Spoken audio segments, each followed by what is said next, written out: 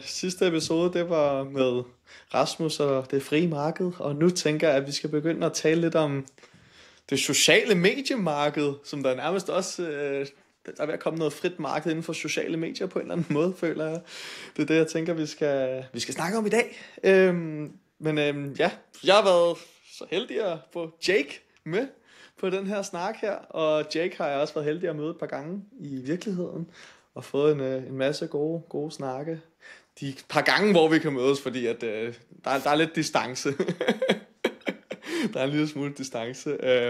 Men jeg har fået Jake med her i dag, og i dag der skal vi snakke hovedsageligt omkring sociale medier, men mest af alt omkring Nostr, som der er sådan en social medieprotokol, eller faktisk en informationsprotokol, basalt set. Jeg tror, Jake måske kan forklare lidt bedre, men velkommen til, Jake.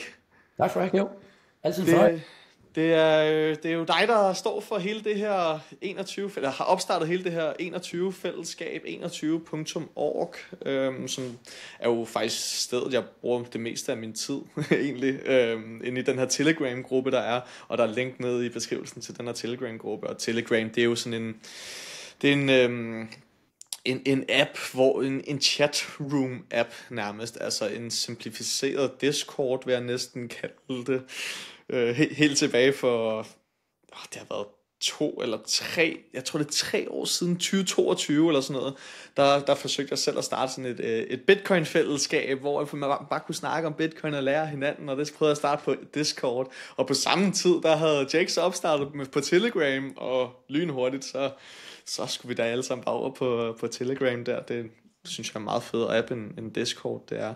Men der snakker vi dagligt omkring Bitcoin, vi snakker dagligt omkring alt mellem himmel og jord. Altså, jeg tror, vi har snakket om pander. Skal man bruge en stålpande eller en støbejernspande, når man laver sin mad?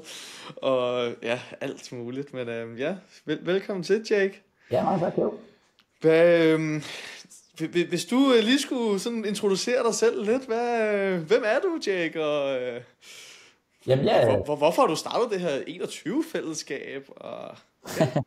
Jo, men jeg tænker, det er lidt af samme årsager. Jeg kunne efterhånden forstå dengang også, at du havde jo gjort det meget ens overvejelser, det samme havde Bert.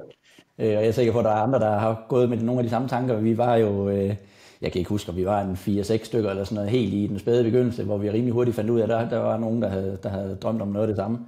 Så må det ikke, der har været flere, og specielt nu, hvor vi er, jeg tror, vi er omkring 250-60 stykker i gruppen. Så det skal der nok have været. Så jeg synes jo bare, det er super fedt, at vi har fundet hinanden, og det har jo sparket en masse initiativer i gang, føler jeg.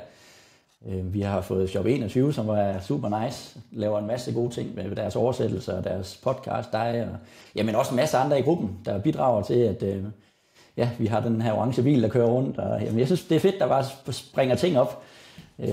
Lars fra Bitcoin-skolen også, han har jo også gjort sådan nogle af de her tanker og prøvet, og det har haft siddet der og tænkt, vi er nødt til at lave et eller andet på dansk. Og der er jo mange andre, der skal vide noget om det her, og man føler jo måske også lidt, at man lidt er forpligtet til det.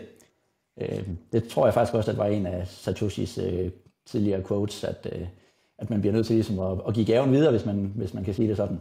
Ja, fedt. Det er jo blevet lidt nærmest sådan et fyrtårn, føler jeg, 21. Altså det er sådan mødestedet for folk. Jeg mener også, du satte et spørgeskema op, hvor har du egentlig fundet 21-gruppen fra? Og det er jo fra alle mulige forskellige steder. Nogle har fundet fra Shop 21, nogle har bare søgt efter Dansk Bitcoin-fællesskab, og nogle har igennem Facebook, eller nogle har kendt en ven. Det er sådan nærmest et fyrtårn som et mødested for Bitcoin-only personer, som der ikke går op i trading og shitcoins, og jeg ved ikke hvad. Altså, så der er bare det her fuldkommen fokus på Bitcoin, og jamen, så snart at der er nogen, der begynder at tale om trading, eller tale om lidt shitcoinede ting, så kan det altså gå hurtigt, så ryger de ud af gruppen med det samme. Og det er også det, der er fedt, fordi der er jo så mange, der er moderatorer, kan man sige, allerede inde i gruppen, som der bare holder øje dagligt, konstant hele tiden. Og så de andre snakker der, der er der masser af andre forums, hvor man kan finde dem, hvis man mener det. Og det er jo sådan en måske noget, mange af os skal igennem, og så finder man måske ud af, at det ikke er. Det er bedre måske bare at bruge sin tid på Bitcoin only. Og det er jo op til folk selv, hvordan de vil gribe det an, men i hvert fald i 21-gruppen, der er det kun Bitcoin, vi snakker om, og så ting i periferien, men uden at det kommer over i trading og shitcoins. Og så er det jo sådan, det er. Og det er jo nok godt nok, at man ligesom holder... Man kan sige, selvom vi har haft den tilgang til det, så er der jo alligevel mange andre ting, vi snakker om. Og nu sidder vi jo og måske skal snakke om noget, der ikke direkte er bitcoin, men noget, der ligger lidt i periferien. Nu er du selv inde på, at vi har snakket om, hvilke pander du skal bruge. Der er nogen, der er solcreme, og jamen, der er jo efterhånden mange ting, som vi taler om. Og det kan man jo følge med i, eller lade være. Ja, lige præcis, og det er også det, jeg synes, der er så fedt. Og det er også lidt en af grundene til, egentlig, at jeg kalder den her podcast for Den Orange Tråd. Og det er jo fordi, at jeg ser, at der er bare sådan en sammenhæng gennem så mange forskellige emner. Jeg vil næsten sige alle emner i verden. Altså er der en sammenhæng mellem Bitcoin og det, og hovedsageligt i hvert fald bare mellem penge og de her forskellige emner.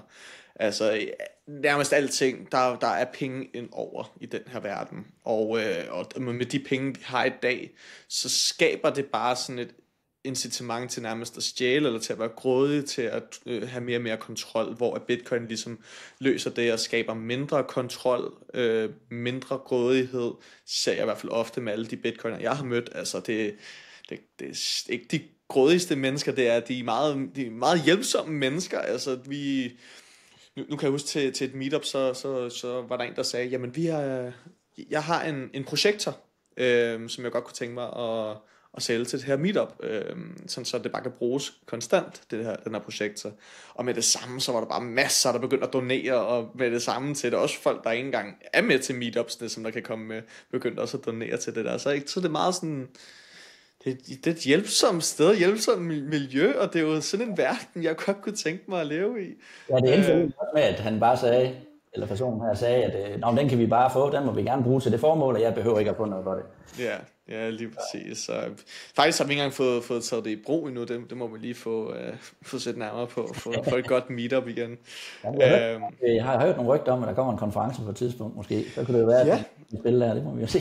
Præcis, og en lille teaser, så I må gerne lige derude skrive en dato bag øret, der hedder den 21.3.2026. Den må gerne lige skrives bag øret. 21.3, fordi at, jamen, det er en lørdag, og på engelsk hedder det Saturday, og hvis man er lidt inde i Bitcoin, så ved man, at SAT, det er jo underenheden til Bitcoin, og der er noget med Satoshis, og Saturday den 21 millioner Bitcoin, det synes jeg egentlig spiller meget godt. Så skriv datoen bag øret, det kan være, der sker noget super fedt derinde. Ja, det er super, super godt.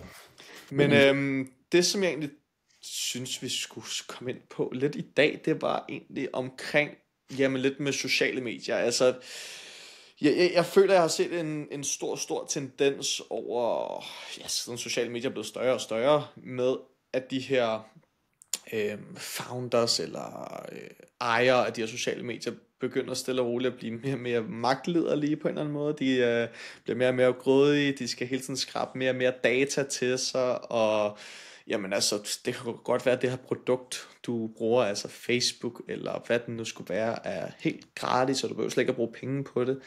Men det betyder også bare, at du har solgt en hel masse ud af al din data, som der bare bliver videregivet til absurd mange forskellige firmaer, og jeg ved ikke hvad, forretninger og det hele. Og en af de ting, som det er jo blandt andet noget, som jeg ikke synes så godt om, selvom man ikke lægger mærke til det, og jeg har jo brugt sociale medier det meste af mit liv, ikke hele mit liv. Jeg er dog gammel nok til at have vokset op uden nogle sociale medier, der var helt ung, men meget af mit liv har jeg i hvert fald brugt sociale medier. Så hvis man ser på noget som Facebook og sådan noget, den kender mig jo nærmest ind og ud. Den er jo vokset op med mig, den har jo alt den her data med mig. Og det er jo egentlig lidt skræmmende i sig selv, føler jeg. Og det er jo noget, som jeg er meget optimistisk om, at vi kommer mere og mere væk fra. Det der med, at der er nogle centrale enheder, der ejer alt data på dig. Og det er jo noget, som der er blevet skabt en protokol for, nærmest at modarbejde, kan man sige det. Ja, så man kan jo sige, alle de her platforme som Instagram og Facebook og LinkedIn og TikTok og Snapchat og så videre, det er jo alle sammen nogen, du på en eller anden måde spørger om lov til at få lov at bruge. Og så giver du dem alle dine data, og så kan de jo selvfølgelig profilere og så videre, hvad de nu gør. Det er jo deres, i hvert fald en af deres måder at tjene penge på, og så skyder de en hel masse reklamer efter dig, som også, kan man sige, tager måske noget af din opmærksomhed, hvis ikke meget. Og så har de jo også nogle algoritmer, som sørger for, at du bliver på skærmen så længe som muligt, fordi den tid, du er der, det er jo penge for dem. Så det er sådan, altså man kan sige, det er jo frivilligt at være med i den leg der, men der har måske heller ikke været nogle rigtig gode alternativer. Og så ender man jo der, og der har vi jo så, selvom der er noget på vej, hele den her netværksudfordring om, eller hvad, ja, det hedder vel en netværksudfordring om, at man hvis alle folk er på Facebook, ikke, så er det jo svært at måske at trække dem over på noget andet, så det kræver, at man begynder at forstå, sådan, okay, hvorfor er der nogen, der tænker sådan her? Og nu snakker vi lidt kort om, at vi begge to har beskæftiget os med Bitcoin, og har en god forståelse for, hvorfor nogen har valgt at lave noget, der kan det, som Bitcoin kan. Og der er Nostr jo også en af de her cypherpunk-idéer, hvor at man gerne bare vil kunne eje sine egne oplysninger, og man har egentlig ikke lyst til at skal spørge en hel masse om lov for at fortælle eller sige det, man gerne vil sige. Og der er jo forskellige grader af udfordringer, afhængig af, hvor man er henne i verden. Det er ikke sikkert, at de fleste danskere tænker så meget over det, men du kan også leve steder i verden, hvor du måske ikke bare lige kan sige det, du vil. Og jeg synes også, man ser jo også, og jeg tror faktisk også de sidste 2-3 år i hvert fald, der har man haft, det er måske i hvert fald blevet mere synligt for folk i den her del af verden, at der er nogen, der sidder og blander sig i, hvordan ting de skal skrives, og hvad man må skrive, og censurering og så videre. Og det jeg føler, at over de sidste 5 års tid, der har der i hvert fald været rigtig, rigtig meget fokus på censur. Og det var jo også faktisk en af grundene til, at Elon Musk jo faktisk købte Twitter, fordi Twitter begyndte at censurere rigtig mange forskellige holdninger, hvis man havde det, ikke? Begyndte at censurere forskellige personer. Og jeg har jo lidt den der tanke med, at hvis du skærer jo kun tungen af på en person, hvis du er bange for, hvad den person siger, fordi hvis den person alligevel siger noget forkert, der er ikke noget, der ikke er rigtigt, så skal sandheden nok komme ud, altså.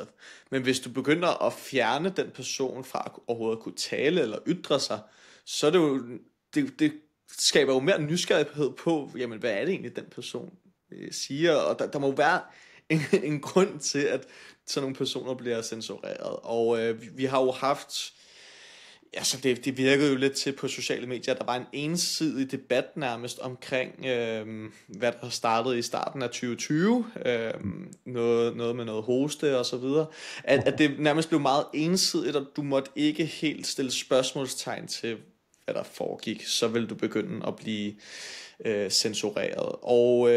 Og jeg tænker, vi skal selvfølgelig komme ind på, hvad er Nostr generelt set. I dag, jeg er jo på tonsvis af sociale medieplatforme over det hele, og du ved, man skal altid huske sit adgangskode til den ene og til den anden, heldigvis, og nogle gange så gemmer min telefon allerede min kode, men det er måske heller ikke lige så fedt, at den gemmer min kode hver gang, og så videre, og så videre. Altså, så skal man bruge noget til Facebook, til X, Twitter, til Instagram, LinkedIn snakker du om, altså der er så mange forskellige steder, men igennem Nostr eksempelvis, der er det jo faktisk dejligt simpelt. Du har egentlig bare et brugernavn, et kodeord nærmest, som du kan bruge til at logge ind på alle platforme, der nu skulle være. Hvis vi lige tager den helt basalt set, hvad er Nostr overhovedet? Altså, det er jo det er jo et stort spørgsmål, tænker jeg, men hvad er Nostr, og hvad er formålet med Nostr? Kan du prøve at komme lidt ind på det, Jake? Ja, altså, jeg kan prøve. Det er, altså, selve måden, det virker på, er lidt, er egentlig ret simpel i dens begyndelse. Og ligesom med Bitcoin, så er det jo noget, man har ligesom, hvad kan man sige, kernen nu. Og så bygger folk jo i vildskab ting ovenpå. Og ligesom vi har i Bitcoin, der har vi de her BIPs, eller Bitcoin Improvement Proposals, og det har man også inden for Nostr. Så uden at Nostr har egentlig ikke noget direkte at gøre med Bitcoin. Man kan sige, en af fællestrækken er, at de bruger de her public pair, key pairs, eller hvad hedder sådan noget på dansk, nøglepar. Og det er så det, du også var lidt inde på, man har en offentlig nøgle, og så har man en privat nøgle. Men der er ikke nogen blockchain og alt det der. Det er egentlig bare ja, at man har sine private nøgler, og man har en offentlig nøgle. Og så har man ligesom måske, hvis man skal lave en eller anden sammenligning med Bitcoin, så har man nogle relæer, i stedet for en node, eller hvad man skal sige det sådan. Og hvad betyder en relæ, og hvad er det, relay? Det er egentlig, at du har nogle meget simple, dumme server, er det vel, som så, dem er der mange af rundt omkring, ligesom man kan have en node, så kan du også køre dit eget relæ, og det er der så, det ved jeg ikke, om der er, hvor mange tusind der er dem. Men humlen i det er, at når du så for eksempel skriver et eller andet, du gerne vil skrive på Nostr, eller sender nogle andre data, det behøver ikke nødvendigvis at være i forbindelse med en social platform, eller at du har et eller andet, du gerne vil fortælle verden. Men det, der så sker, det er, at du signerer den her event, og så bliver den så sendt ud til de her forskellige relæer. Nogle af dem, de gemmer det, nogle gør ikke. Og så kan man sige, at du opnår den her censurresistens, fordi at, ja, der kan godt være, der er en, der banker på ude ved Hans Jørgen, som så får at vide, at du skal slukke dit relæ, og det gør han så, men så er der så 3.000 eller 5.000 andre relæer, det har jeg ikke lige styr på, hvor mange der er nu. Men det betyder i hvert fald, at de her data, de ligger også andre steder, så dem, der vælger at lytte på de forskellige relæer, det kan man også selv vælge som bruger, hvilke data man vil lytte på. Og hvis jeg godt kan lide at høre på det, du siger, jamen så kan jeg jo gøre det. Og hvis der er nogle ting, jeg ikke har interesse i at høre om, så kan jeg jo så bare lade være med det. Og du bliver ikke sådan, hvad kan man sige, bombarderet med ting og sager. Det gør man måske i starten, hvis du ikke har været ved at filtrere i det. Men ellers så har du i hvert fald mulighed for selv at vælge, hvad du vil høre og lytte på osv. Men en af de helt sådan store, i hvert fald de første ting, jeg kan huske, jeg var inde på Nostr i februar 2023, lige da det var helt i sådan en spæde start, er jeg ret sikker på, jeg tror det måske der var 4-5 måneder til den tid, hvis jeg ikke tager helt fejl. Der var det jo sådan et sted, hvor at det var jo ligesom Twitter, X, det jeg i hvert fald brugte på det tidspunkt, det var noget, der hed Amethyst, er jeg ret sikker på. Ja.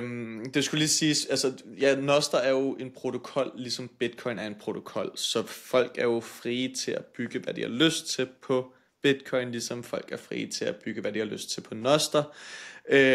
Så Nostr er egentlig sådan, ja, en informationsprotokol, hvor du kan bygge forskellige apps på. Yes. Det er nærmest et decentraliseret app-marked på en eller anden måde. Ja, det er et slags internet, ikke? Som der på den måde, at ja, du kan bygge din egen klient, hvis du vil det, og du kan bruge hvilken som helst app, du vil, men hver gang du logger ind, hvis man antager, at du bruger din egen private nøgle, så vil du få dine følgere med. Så hvis du forestiller dig, at du har en Facebook for eksempel, og så synes du, at du har måske 700 følgere, eller hvad det måtte være, og dem kunne du egentlig godt tænke dig at beholde, og du følger sikkert også nogle andre, og har skrevet nogle oplæg og whatever, men du synes måske, at den måde, det er Facebook, de har valgt at organisere informationerne på deres hjemmeside, det er ikke det bedste. Så derfor bruger du en anden klient, og så logger du bare ind med din samme nøgle, og bum, så har du alle dine data. Og det er jo så bare, det er jo smart i forhold til bare også, hvad kan man sige, sociale medier, men du kan også bruge det i andre sammenhænge. Der er folk, der arbejder på, at man kan bruge det til ens helbredsdata, og det er jo den der tanke om, at det er dig, der ejer data. Så du kan, hvis du synes, hvis du ikke kan lide lugten i bageriet, så kan du fise over i den bageri, og så har du stadigvæk fået dine venner og dine oplysninger og så videre med. Ja, og så, som du selv siger, så er det egentlig bare en informationsprotokol, så jeg tror, grunden til, altså det som bliver brugt til nu her med Primal og Amethyst og Dermos og så videre, det er jo den funktion, som de fleste mennesker, det er nok der, hvor der er den største berøringsflade, største bruger, og folk kan rimelig hurtigt se, nå, det er smart, det vil jeg gerne prøve. Hvorimod mange af de andre ting, det kommer nok lidt hen ad vejen. Du kan også, jeg har jo lavet nogle af de der, hvad hedder det, sådan nogle lightning vending maskiner, hvor du kan sats, og så kommer der sæbebobler og så videre, eller du starter et lys, eller hvad det nu måtte være, ikke? Og det kan du også gøre via Nostr. Den kan også lytte på, du kan også lave sådan en switch, der lytter på en eller anden Nostr-event, så du kan lave nu, for eksempel, du har den der block-clock stående herovre. Hvis man zapper, så kan den begynde at blinke og vise. Ja, okay. Og det kan også køre via Nostr, og du kan lave, hvad hedder sådan noget, IoT, hvad det hedder. Ja, sådan nogle dimser, du har i dit hus, hvor du kan tænde lyset i køkkenet på din telefon. Men alle de her ting, som man har stående, det er der jo så nogen, der synes ikke er så fantastisk. Fordi de snukker, eller de lytter jo også på alle mulige andre, der kan måske profilere dig ud fra nogle forskellige ting, så hvor du, hvis man virkelig vil, og det bliver selvfølgelig nemmere med tiden, det gør alt det her, men så kan du også styre din IoT-ting hjemme i dit hus via noget, så du ikke, hvad kan man sige, deler alle dine data med Amazon, Alexa eller Google Home og hvad der nu ellers findes af alle de der ting. Så man ved jo ikke, okay. Et eller andet på AliExpress til at styre et eller andet derhjemme. Altså, hvem ved, hvor fanden de der, og hvad de oplysninger de bliver brugt til, og er mikrofonen slukket, når de siger den her. Altså, der er jo mange ting, som taler ind i det, som mange bitcoiner går op i, det her med, at man ligesom gerne vil være sikker på, at man gerne verify, okay, man skal ikke bare trust, at okay, jamen, hvis de siger det, så regner vi med, at det er rigtigt. Så det er der jo nogen, der også synes er interessant, og det kan jeg jo godt forstå. Altså, de her ting, der ligger lidt ude i periferien af sociale platforme. Så jeg vil kunne lave mit eget, bare lige så jeg lige prøve at forstå det rigtigt, det lyder jo helt sindssygt. Det er jo faktisk et internet, som, jamen det er jo egentlig et eller andet form for internet, Noster. Ja. Men vil det så sige, at jeg kan eksempelvis i mit hjem, jeg kan have mit eget relay i mit eget hjem, som kun jeg har kontrol over, og igennem det, der kan jeg så faktisk tænde mit lys, eller slukke for ovnen, eller hvad det nu skulle være, hvis jeg får det connected over til de ting. Det vil du kunne, ja. Men det kræver så lige lidt, altså der er jo ikke lige nogen off-the-shelf løsning i dag på de der ting, men hvis man nørder med det, så kan man, og jeg tænker, det bliver jo ligesom med Bitcoin, så bliver det jo nemmere, og til sidst så kan de fleste finde ud af det, ikke? Det lyder jo fuldkommen vanvittigt. Ja, jeg tror det var i 22, jeg hørte om Noster først. Og der var det også bare, ja, det er sikkert spændende nok, men det var jo nørderne, der brugte det, så gik det jo hurtigt der i, jeg tror det var december, hvor Jack Dorsey, han lavede et eller andet offentligt tweet, hvor han skrev, at det var spændende, og så det er jo der, de fleste folk, de har hoppet på. Ja, lige præcis. Ja. Det er jo, altså det synes jeg jo det er jo fuldkommen vanvittigt. Okay. Du kan faktisk basalt set gøre alting på Noster. Jeg har slet ikke været nok på det.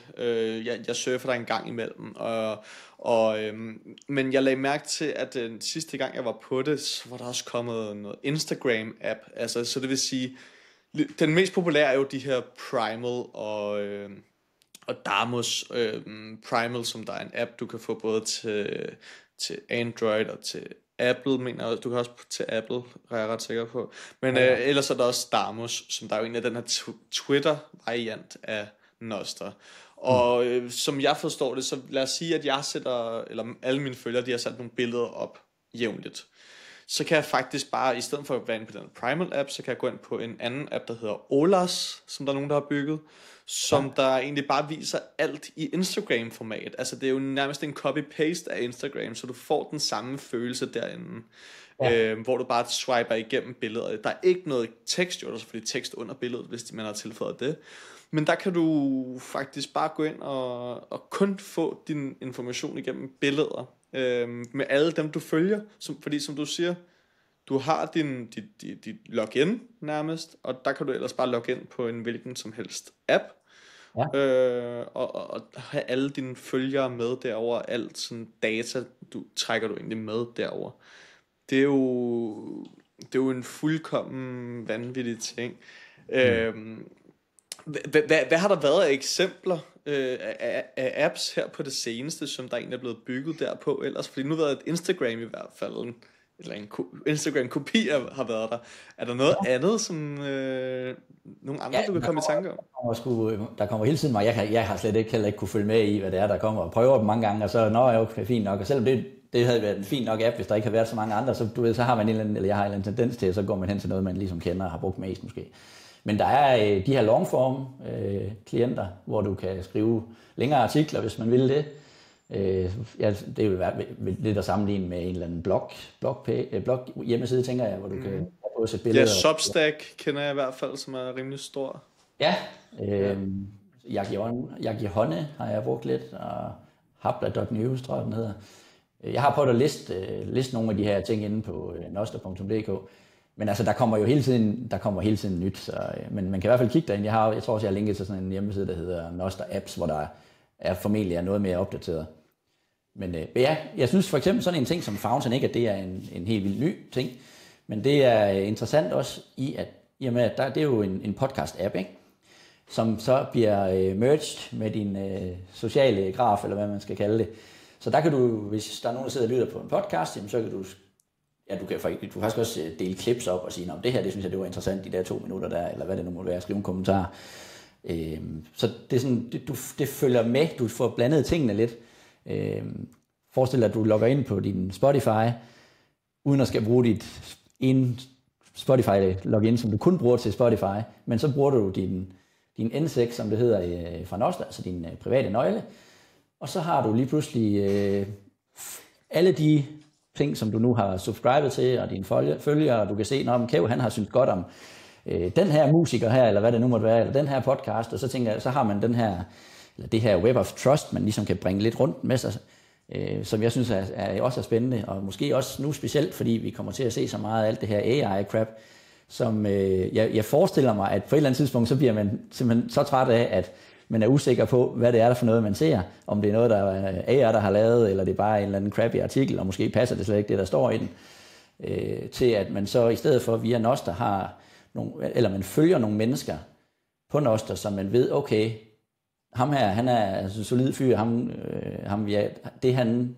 skriver, det vil jeg gerne se, og måske en skridt videre også, at hvis du følger den næste i rækken, jamen så har du jo ligesom været sådan en, hvad kan man sige, en verificering af, at den person måske også er okay, så du på en eller anden måde, det her web of trust, som skælder skammerne ud, og måske også bare er med til at minimere alt det her AI-crap, som vi ser nu, og jeg tænker, vi kommer til at se meget mere af. Så det synes jeg faktisk, det er meget sjovt. Men der kommer vel også til at være, det ved jeg ikke, om der allerede er, noget form for ChatGPT så igennem Noster. Vil det også være sådan noget? Altså at du faktisk, fordi at du har en Noster-klient, der har al den her data, den er samlet sammen fra alle, men er det sådan, det skal forstås? Altså når jeg lægger et opslag ud, så deler jeg egentlig den data med alle dem, jeg godt kunne tænke mig at dele det med ind igennem de der relays, og de kan bare tage min data, eller tage min information derfra, og så bruge det, som de har lyst til. Så det vil jo sige, at du egentlig også, man kommer til også at kunne få sådan noget ChatGPT-agtigt igennem Noster, vel? Og er det lidt bare sådan, det er fantasien, der sætter grænserne? Jeg kan ikke lige overskue, hvordan den del den kommer til at være. Så det vil jeg ikke, det skal jeg sgu ikke lige svare på. Nej. Men i hvert fald, hvis du begynder at sende alt muligt crap ud, så kan jeg jo bare sige, at jeg gider ikke at følge dig mere, og så stopper vi jo så der. Ja. Og hvis jeg skal gå ind og følge en person, altså hvordan ved jeg, hvem jeg følger? Skriver man ligesom på Facebook, skal man bare skrive navnet ind, eller hvad er ens brugernavn som sådan? Hvordan finder jeg en person, jeg gerne vil følge generelt set? Den helt almindelige eller gamle måde er jo, at man får sådan en endpop her. Det bliver mange gange vist som en QR-kode, så lad os sige, du møder nogen på Roskilde Festival, og så så vil de gerne connecte hinanden, så kan du gå ind i din Prime og trykke på, jeg tror, der er sådan en QR-billede eller ikon, og så scanner de den med deres telefon, og så er I homies der. Jeg ser nemlig også, at der er de der e-mailadresser og sådan noget, man nærmest har. Ja, du kan godt lave, fordi det gør det, altså sådan en endpop der, hvis du skulle sidde og huske den og fortælle den, det vil du aldrig kunne gøre. Så der er der en mulighed for, at du kan lave en bare kæve, snappe af, et eller andet Noster. Jeg har prøvet at lave det inde på Noster.dk, så det kan man i hvert fald gøre, hvis man vil. Så kan du få bare kæve, snappe af, Noster.dk, og det er der flere, der laver, hvor det ligesom bliver lidt nemmere at finde ud af. Altså, hvis du skal fortælle en, okay, hvis du skal finde mig, så kan du bare skrive bare kæve, snappe af, 21.org eller .noster eller whatever. Så det er i hvert fald en måde at gøre det på. Eller man kan, hvis du har en social, profil allerede i dag, så kan du også få din endpop vist som en QR-kode. Det er nok, jeg ved ikke, umiddelbart den nemmeste måde, tænker jeg, at man deler den oplysning via en QR-kode. Jeg kan jo huske sådan, at da jeg var mindre, så var det jo super fedt at være på Facebook og få en masse likes. Altså, wow. Prøv lige at se, hvor mange likes jeg fik på mit opslag her. Wow, der var over 20, der likede det, og der var over 60, der likede med profilbilleder og sådan noget. Det var nærmest et flex af en art. Det jo fungerer jo, ja, selvfølgelig lidt på den samme måde på Noster, men der er jo også en ekstra ting der, altså nu snakker jeg jo om zaps. Ja. Det er jo fuldkommen fantastisk. Altså hvis jeg går ind, og jeg følger en fantastisk menneske på X, og jeg synes deres opslag eller deres meme var så fantastisk, som noget kunne være, så går jeg jo ind og retweeter det, eller liker det. Men det er jo basalt set det, jeg kan. Eller så kan man gå ind på deres profil, og så er der måske en donationsbot, knap et eller andet sted, man lige kan gå ind til, og så der er en masse forskellige steps. Ja. Det er jo lidt anderledes med os der. Ja, der er jo hele den her value for value idé, som jeg ved det ikke, men jeg tror, den er svær i Danmark, fordi at vi er vant til, at vi har jo betalt halvdelen af det, vi har tjent, så nu skal jeg bare have alt gratis og har fortjent det. Så jeg tror, det tager lidt tid, inden den lander herhjemme, men du har i hvert fald muligheden for, hvis som du siger, der er en, der har skrevet et godt blogindlæg, eller måske lavet en god podcast, så kan du zappe, og et zap, det er egentlig, at du sender nogle sats, som jo er de her små dele af Bitcoin, og så, så er det måske så lidt mere, en mere solid måde at anerkende nogens arbejde på, end bare like det, fordi det er jo gratis. Og det kan du også, nu snakker vi lige kort om Fountain før, og jeg ved ikke, om du lægger din podcast ud, det tænker jeg, du gør også på Fountain. Det har du gjort nu? Okay. Men det er der i hvert fald mulighed for at gøre, og der kan man jo så modtage zaps, eller ja, der er nogle ting med det også i hvert fald, men ja, det er super interessant, og det finder folk jo på en masse mærkelige ting at gøre med. Så. Men det er jo bare fedt, fordi du kan virkelig give den værdi, som du har fået ud af det opslag, eller den støtte, du gerne vil have, det kan du give med det samme, og det er jo det fede ved Bitcoin og Lightning, altså der er jo så mange muligheder. Der er den måde, du kan streame værdi over til et andet menneske på et splitsekund, uden du skal begynde at trykke en masse kreditkortoplysninger ind i, og jeg ved ikke hvad. Selvfølgelig er det blevet meget nemt, og altså, det er jo nemt at MobilePay. Jeg kan jo nemt MobilePay til dig og sådan. Man kan jo ikke gøre det direkte igennem Facebook, og så MobilePay dig. Altså, så skal jeg begynde at kende dit telefonnummer. Det var et fedt opslag, du lavede. Jeg MobilePay dig lige 20 kroner. Det var ikke nogen, der gør. Men når du bare har den der, det er jo nærmest det er også en indbygget wallet, nogle af de her klienter har. Ja. Altså, du har bare en indbygget punkt, hvor du bare kan sende Bitcoin direkte til nogen for et super fedt opslag, og det gør også bare.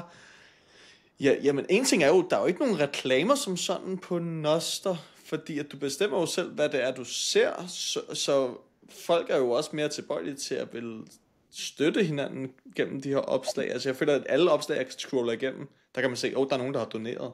Ja. Okay, fedt, mand. Så er det her fænomen, der de kalder advertising, hvor du så, for eksempel hvis jeg nu går ind på din profil, og så donerer, jeg ved ikke, 1200 eller 2100 sats, hvilket jo er semi meget, måske i forhold til så mange andre zaps, så kan jeg skrive en tekst til det. Og hvis du så er en, der har mange følgere, så jeg laver en zap, hvor der står et eller andet, køb min et eller andet dims, så er det jo også en måde at, hvad kan man sige, blive synlig på, men du betaler så også lidt for det i Satoshis, og det er dig, der får dem. Det er ikke en eller anden Apple, der så tager 30 eller 40%, eller gjorde. Og så er der jo også alt det her i forhold til, hvordan får vi vores oplysninger? Hvad kommer der til at ske med journalistarbejde, eller den måde at drive virksomhed? Fordi hvis i dag du kan være uafhængig journalist, og opbygge en følge, og det synes jeg faktisk er værd lige at sige også, at uanset om du laver journalistisk arbejde inden for whatever, eller du har en madblog, eller hvad det nu måtte være, du har interesse eller hobby, så var det jo en ret fantastisk tid at prøve at bygge noget op inde på Nostr, fordi selvom at det har været der et par år, så er det altså stadigvæk ret tidligt. Så hvis man ellers laver noget rigtig godt indhold, så forestiller jeg mig, at man ville hurtigt kunne opbygge en fin følgeskare, og så har du jo hele det her, mulighed for at modtage zaps og så videre, så det tænker jeg i hvert fald er oplagt, hvis man kan finde ud af sådan nogle ting. Men ja, det er spændende, hvad det gør ved den måde, vi får oplysninger på. Hele det her value for value, og ja. Det 100%, fordi man kan sige, jeg kan jo se, hvem der har doneret igennem Primal, der kan jeg jo se, hvem har doneret mest, hvis de havde haft lyst til at vise det, mener jeg. Og den, der har doneret mest, jeg ved ikke, om de kan tilføje en kommentar til deres zap på opslag, men man kan i hvert fald se deres navn. Så det vil jo sikkert også blive brugt på en eller anden måde, slags som noget reklame af en art. Altså hvis jeg som selskab gerne vil have mit barkev.dk, hvor man kan købe den her Nostr trøje her, ikke? Hvis jeg gerne vil vise den et sted, ikke? Ja. Så kan jeg jo gå ind og donere til et opslag, og så skrive, gå ind på barekøb.dk, men jeg betaler jo for at få den der plads, kan man sige, på det opslag. Og det vil sige, og alle de sats, jeg giver, de går direkte til personen, der har lavet opslaget. Yes. Og jeg kan jo ikke bare gå ind og trække mine penge tilbage. Nej, det er det. Så hvis der kommer en og byder mere, eller 4 eller 3 andre, så ryger du ned i køen, så må du gøre det igen, jo. Hvis du mener, du skal op og ligge foran. Og det er jo, altså, jeg hørte en podcast med en, og der forklarede det, og det var sådan, wow, det er jo fuldkommen genialt. Ja. Altså, så som du siger, hvis man er en blogger af en art, der måske ikke har så meget med Bitcoin at gøre overhovedet, for det behøves man jo ikke for at kunne komme ind på Nostr. Det er en af de ting, at vi har snakket en del om, at hvis vi kan få folk ind, som kan komme med noget andet end det, vi andre idioter altid sidder og snakker om, så er det jo godt for alle, tænker vi. Fuldkommen. Altså hvis du er super, super glad for oksekød, og du har din egen farm og sådan noget, der hop ind og smid en masse forskellige ting op derinde, måske endda, og folk vil begynde at synes godt om det, og like det, og følge dig, og til sidst så kan det jo være, at det bliver en reklameplads for dig selv, så begynder andre, hvad kan man sige, farmers, der har en bondegård eller et eller andet, de begynder måske at vil promovere sig selv inden på din, og de begynder at skulle sende værdi til dig, for at deres navn kommer højt. Det er jo fuldkommen vanvittigt koncept. Altså. Og en ting, som jeg hørte, det var eksempelvis også, at lad os sige, at jeg har en stor profil inde på Nostr. Jeg ved, der er en masse, der går ind og ser min profil. Man kan jo også, jeg ved ikke, om man kan det nu, alt er jo åbenbart muligt med Nostr, men i hvert fald, at der måske kunne være sådan et leaderboard på min profil. Hvem har doneret mest til mig? Og så kunne man jo måske endda tilføje en kommentar dertil. Så den højeste donation kan vise en kommentar på min profil. Og så er det nærmest som om, at min profil er jo en reklameplads i sig selv også. Altså, det er jo også et fuldkommen vanvittigt koncept i sig selv. Det kan helt klart, jeg er ikke sikker på, hvad der er. Altså, der er noget, der hedder FATS-apps, der sender sådan en eller anden, man kan jo så vælge at lade være med at følge, hvis man synes, den er kedelig at følge med i, men der er et eller andet, hvor den så, jeg ved ikke, om det er 10.000 sats, eller hvad det er, den så har threshold, og så viser den så, bare Kæve har sappet ham her 10.000 sats, eller sådan et eller andet. Så der er sådan en eller anden slags leaderboard, men hvordan, ja, altså alt det der, du siger, tænker jeg, det er nok bare et spørgsmål om tid i hvert fald. Det er ikke for at sige, at alt er muligt på Nostr nu, men jeg har indtryk af, at det er bare et spørgsmål om, at der er nogen, der går i gang med at bygge det, og der er folk, der bygger noget hele tiden, virker det som om, at der sker ret meget. Så, det er fuldkommen sindssygt. Hvis nu der er en, der lytter derude, der ikke har noget Nostr, hvordan kommer den her person i gang, Jake? Hvad skal den her person gøre for at komme i gang med Nostr? Jamen, man kan egentlig bare downloade den klient, som du snakker om, der hedder Primal. Jeg har også prøvet at lave en introduktion til Nostr på nostr.dk, og det er, det er jo sådan meget let vægt, har jeg i hvert fald forsøgt, synes jeg selv, at gøre sådan, at fordi hvis man overgør det, så bliver det måske også lidt svært at komme i gang, men der er i hvert fald sådan skridt for skridt, hvordan downloader du en klient, og der er 2 forslag derinde, det er Damos og Primal. Hvad er der lige lidt at sige omkring de her private nøgler, og hvordan man skal passe på dem, og så er der også mulighed for at få sådan en Nostr-adresse, hvis man vil det. Så der er i hvert fald, der kan man sige, der er de spæde skridt, de kan i hvert fald tages derinde. Og så er der også en sektion med nogle ressourcer, med nogle podcasts. Der kommer den her sikkert, eller den kommer helt sikkert også til at ligge derinde. Og så der kan man jo vælge at vrage i, hvad der er, for der som sagt, så bliver der jo bygget en masse. Men der er i hvert fald mulighed for at se nogle podcasts med forhåbentlig nogle overskrifter, der giver en idé om, hvad der bliver talt om omkring Nostr. Og så er der også en Nostr-specifik podcast, der hedder Nostrovia. Og det går jo fra helt let vægt og så ned til noget, der er tungere og tungere. Men jeg tænker, at nostr.dk, der vil man i hvert fald kunne komme i gang og få en god idé om, hvad det handler om i forhold til sociale medier. Der er også, jeg har prøvet at liste de sådan nogle traditionelle ting, og så et Nostr-alternativ.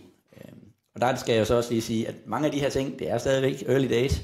Så hvis man går ind og vil prøve nogle af de her ting, så skal man nok ikke regne med, at det er lige så poleret som mange af de centralt styrede services, som man kender det i dag. Men jeg synes, det er værd at tjekke det ud. Og der er selvfølgelig link til nostr.dk nede i beskrivelsen, og alt andet, hvad vi snakker om. Link dernede. Så basalt set, hvis, mens man lytter med her, hop ind på primal.net, mener jeg det hedder, eller hop ind og søg efter Primal, Primal. Der er også link dernede.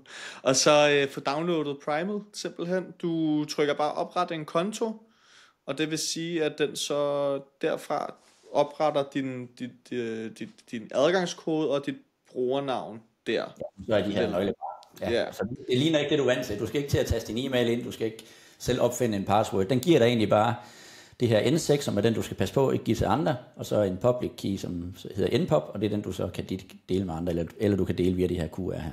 Men det er også beskrevet inde på noster.dk, sådan i rundetal, hvad det går ud på, og hvordan man lige skal gøre. Fedt. Og det er jo en lang streng, ligesom når du får, når man skal sende bitcoin til nogen, så er det jo også en lang streng af tegn. Hvad gør jeg med den, når jeg har den? Er det noget, jeg skriver ned på et stykke papir? Er det bare ind i telefonen? Jeg tror måske, så skulle man starte med at bare... Jeg tror måske faktisk, når du har downloadet Primal, så behøver du ikke at lige at starte med at tænke, nej, nu skal jeg gemme den her med det samme. Så kan man sagtens kigge sig lidt omkring og få en idé om, hvad er det her? Og så kan man under settings og keys, så kan man så vælge at få vist den her N6, som er din private nøgle. Og så kan du jo gemme den i en password manager, hvis du vil. Der er også nogle extensions, som man kan installere i sin browser. Og det betyder egentlig bare, at så har du sat den ind den her ene gang i den her extension, og så hvis du så godt kan lide at prøve nogle forskellige nye Noster services, så kan det være en god idé, måske ikke bare kopiere og så sætte den her N6 ind i alle mulige forskellige ting, fordi man ved jo ikke, om der er en eller anden bug, og så er den altså væk den her, eller det ved ikke, om den er væk, men så er der andre, der også kan tilgå den, og det behøver du ikke nødvendigvis at kan vide. Så hvis du mister din N6, så er der i princippet nogen, der kan kigge i din inbox, se hvem du snakker med, og kan poste på dine vegne osv., så den skal man passe godt på. Og det er der forskellige måder at gøre på, men jeg synes, hvis man sådan bare starter ud med at blive lidt familiær med, hvordan det virker, så kommer det helt naturligt. Og der er også nogle fornuftige løsninger. Du kan gå helt fra, at du bare gemmer den i en password manager, tekstdokument, eller hvad det nu måtte være, det er selvfølgelig ikke noget, man nødvendigvis anbefaler, til de her extensions, og du kan også have dem på en hardware signing device, ligesom vi kender det fra Bitcoin. Men jeg tænker, at man går i gang med det og leger med det, og når man så ligesom har fået set lidt omkring, så kan man måske lave et nyt nøglepar, og det er helt nemt, så kan du bare smide den anden væk. Det behøver du ikke engang, men du får bare et nyt, og så hvis du begynder at bygge et følgeskare op, eller følge nogle andre, og tænker, okay, nu er det her den profil, jeg går med, så kan man tænke lidt mere over, hvordan man passer på sin private nøgle. Ja, okay, og hvis nu, lad os sige, at jeg så får startet Primal op der, er der så bare allerede en masse opslag, jeg kan se til med det samme på min tidslinje der, eller skal jeg først være i gang med at følge nogle forskellige konti? Det var der i starten, det tror jeg der stadigvæk er, men der var også lidt ballade over, at det altid var de samme 100 kendte bitcoiners, som var på den liste, så jeg ved faktisk ikke, om de har ændret på det. Men i hvert fald så er der er de her follow-pakker, nu skal jeg mene, det hedder following.space. Kan lige tjekke her. Som Callie han lavede, ja. Og det er, der kan man gå ind og se sådan nogle, hvad kalder man det, sådan nogle grupper af folk inden for forskellige kategorier. Har også en 21 following pack, hedder de, som man så kan følge. Og så følger du bare de der 10 eller 15, eller hvor mange der nu er i den. Og det er der forskellige kategorier af. Der er forskellige temaer, så hvis du godt kan lide at følge med i nogen, der er interesseret for mad, så kan du prøve det. Men i hele taget, så synes jeg bare, altså Noster, det er de her nøgler her, nøglepar, dem kan du få genereret utallige af. Så hvis man bare starter ud med at prøve det, og så begår nogle fejl, lidt ligesom hvis du kører Bitcoin på testnet, og så når du føler, at nu sidder den, nu har jeg sådan en rimelig god idé om, hvad der foregår, så kan man jo begynde at bygge en profil op, hvor man måske er lidt mere påpasselig med sine nøgler. Okay, men det er jo super fedt, at der er det der following packs, fordi at det føler jeg nogle gange, jeg mangler, når jeg starter op på et helt nyt sted, social medie, app eller et eller andet, så skal man til at følge alle mulige profiler og sådan. Men ja. Du siger, at der er allerede en 21-gruppe, så dem, der lytter med her, de kan faktisk bare hoppe ind på den her follower pack, og så er der måske en masse danske Noster-brugere derinde. Ja, jeg kan ikke lige huske, hvor mange. Nu kan jeg ikke lige finde den, men man går ind og bladrer igennem den der, så er der ligesom inde på 21.org det samme logo, og så kan jeg ikke huske, om der er 10 eller 17, eller det er noget i den retning af danske Noster-brugere. Og man kan også velkommen ind i Telegram-gruppen til at skrive, hej, nu er jeg ved at prøve Noster, er der nogen, der vil dele deres NPOP, så jeg er sikker på, at der er nogen, der har lyst til det. Fedt. Jeg kan huske i starten, jeg ved ikke om det stadig er også på den måde også, men lad os sige, en af de personer, der er jo mange personer, der er begyndt at helt slet alle andre sociale medier og kun være på Nostr. En af de største, i hvert fald i mine øjne, det er Gigi, som der jo er en fantastisk bitcoiner, har skrevet så mange vidunderlige blogindslag, og jeg ved ikke hvad, altså også skrevet en bog også, som der faktisk er på Shop 21, der hedder 21 lektioner, virkelig en fantastisk filosofisk bitcoiner. Jeg kan huske, man kan jo gå ind på eksempelvis hans profil, det kunne man i starten, og så bare trykke følg alle han følger. Fordi jeg tænker, at den person vil nok følge mange, som jeg synes også godt om. Så jeg ved ikke, om man stadig kan det på Prime eller sådan noget der. Men jeg kan huske, der kunne man i hvert fald bare trykke følg alle de samme, som den her person følger. Så hvis man lige bare skal have en god startpakke, så er det jo også noget, man kan gøre. Ja, altså, det er super fedt. Det taler jo lidt ind i det her web of trust, ikke? Men regner lidt med, ligesom hvis vi har mødtes i virkeligheden, måske også som bitcoiner til et meetup. Det gør jo, at man, okay, nu har man opbygget altså bare det, at man er med til meetup måske, men altså man får lige den der, okay, men han er sgu god nok. Hvis han siger et eller andet, så kan jeg nok godt regne med ham, ikke? Og sådan er det jo også lidt her på den her måde. Det er jo super fedt, fordi jeg kan huske, når jeg eksempelvis har eksempelvis min gode ven, han skulle på X lige pludselig. Altså det er jo, hvis jeg skulle begynde at sørge for, at hans tidslinje måske blev lidt mere bitcoin-orienteret, så gik jeg jo ind på min egen profil og trykkede, følg den her person, følg den her person, følg den her person, og så siger den, ja, du har fuldt for mange, du skal lige vente en time. Følg den her person.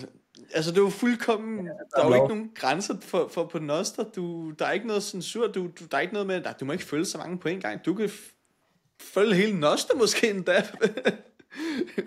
Det ved jeg ikke, der er sikkert en eller anden klient, der bliver lavet, hvor du kan bare følge alle, der har en Nostr-bruger overhovedet, så nu følger du 24 millioner, eller hvor mange der er. Altså, nu prøver jeg at kigge lidt op på, hvor mange der rent faktisk bruger det her Nostr. Det er jo helt nyt, som vi snakker om, altså helt nyt, som det er jo ikke engang 4 år gammelt, altså, er jeg ret sikker på. Hvad hedder det? Hvad var det, jeg ville ind på? Ej, der klippede den lige. Det er jo ikke så gammelt. Og du vil se på, hvor mange der brugte det? Ja, det var det, jeg ville. Yes. Har du nogen ved du, hvor mange der bruger Nostr som sådan?